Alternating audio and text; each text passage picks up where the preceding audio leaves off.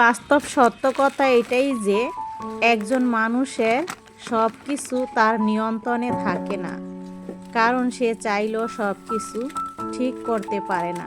সব কিছু একজনের উপরই ছেড়ে দিতে হয়।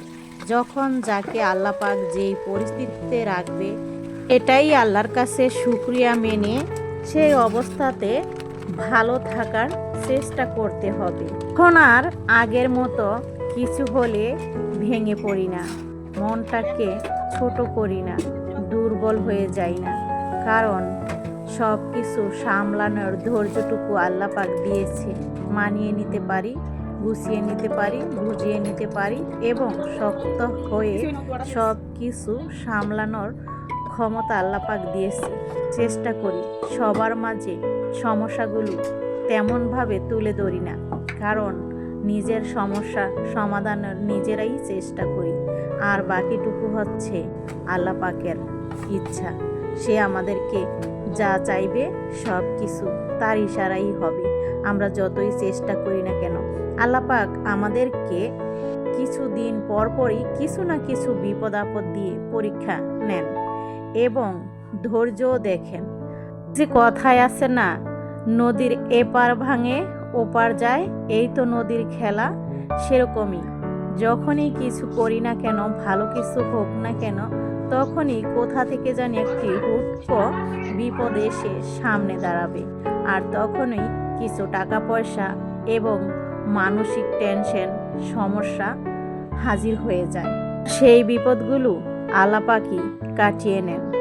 যদিও কিছু সময় নষ্ট এবং কিছু টাকা নষ্ট হতেই থাকে।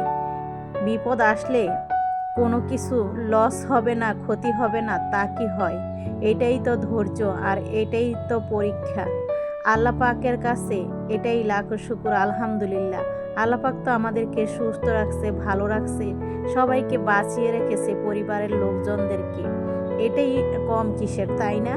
তো এই জন্য বললাম, সব কিছু আল্লাহর কাছে শুকরিয়া মানতে হবে, কারণ মানুষের বিপদ একদিক দিয়ে আসে, আবার একদিক দিয়ে যায়, আর যদি আসে কোনো না কোনো ভালোর জন্যই আসে, কারণ আল্লাহ পাক যেটাই করে আমাদের সাথে সেটা ভালোর জন্যই করে। দুঃখকে হাসি মুখে লুকাতে পারি। মধ্যবিত্ত এই পরিবারে যখনই ভালো কিছু হয়, তখনই একটা বিপদ আসে। এই দেখে দেখে মনের কষ্টগুলো লুকাতে শিখে গেছি, আর ভালো লাগে না।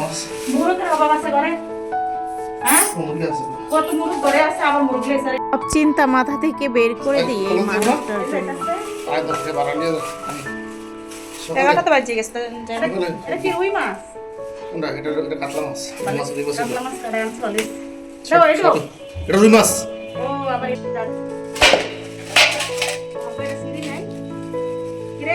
তবে যত বিপদ আল্লাহ দেও, তুমি মানুষটাকে সুস্থ রাখো, আমাদের জন্য তাকে ভালো রাখো, তাহলেই হবে।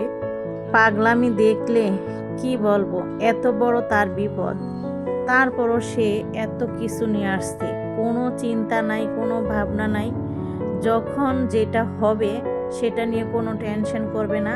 একটা সদাইয়ের কথা বললে যেন আমার পাপ হয়, 10টা নিয়ে আসবে। এখানে অনেক কিছুই আছে, তারপরও সেগুলো নিয়ে আসছে। যেমন সিম, কাঁচামরিচ, এগুলো কিন্তু মানে হাফ কেজি কাঁচামরিচ ঘরে আছে, 1.5 কেজির মতো সিম ঘরে আছে, তারপরে এই জিনিসগুলো না বুঝে বাড়তি নিয়ে আসবে। তাছাড়া এত এত বাজারেরও দরকার ছিল না, ফুলকপি ছিল, টমেটোও ছিল। জানি না মানুষটা কতদিন আমাদের মাথার উপর থাকে, বা আমি কতদিন থাকি, কেউই বলতে পারি না আমরা কারো কথা। তো যাই হোক, সংসার জীবনে দুজন মানুষই আমরা সংসারের জন্য অনেক লড়াই করে, সংসারটার জন্য অনেক চেষ্টা করি উন্নত করার জন্য। আসলে মাঝে মাঝে অনেক বিপদ আসে, এই জন্য খুব খারাপ লাগে। দোষ না করে যদি টাকা পয়সা নষ্ট হয়, তখন কতটা খারাপ লাগে যাদের নষ্ট হয় তারা বোঝে। জীবনটা একটা যুদ্ধ, এই যুদ্ধে অপরাধী হলেও শাস্তি পেতে হয়, আর অপরাধ না করেও শাস্তি পেতে হয়। তো এই ধৈর্য যেন আল্লাহ দিয়ে যায়, আর যা কিছু করবে আল্লাহ সব কিছু যেন ভালোর জন্যই করে, কারণ যাই কিছু হোক না কেন পরিবারের লোকেরা যেন ভালো থাকে, সুস্থ থাকে, সবাই যেন বেঁচে থাকে, একসাথে যেন সবাইকে নিয়ে আমরা বেঁচে থাকতে পারি, ভালো থাকি। এটাই আল্লাহর কাছে চাওয়া, এর বেশি না।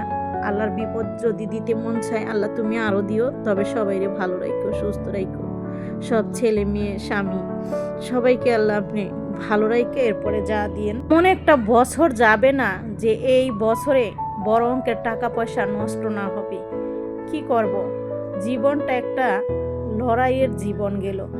এত কষ্ট করে অনেক কিছু যখন করি, তারপর যখন টাকাগুলো নষ্ট হয় কোনো না কোনো বিপদ আইসা, কোনো না কোনো কারণে, তখন খুবই খারাপ লাগে। লাগার পরও কাউকে বসতে দেই না, কারো কাছে শেয়ার করি না। আর কিছু আপনজনরা জানে, এর বেশি না, বসতে দেই না আসলে সবাইকে। কি হবে বলে। সবাই ভালো থাকবেন, আল্লাহ হাফেজ।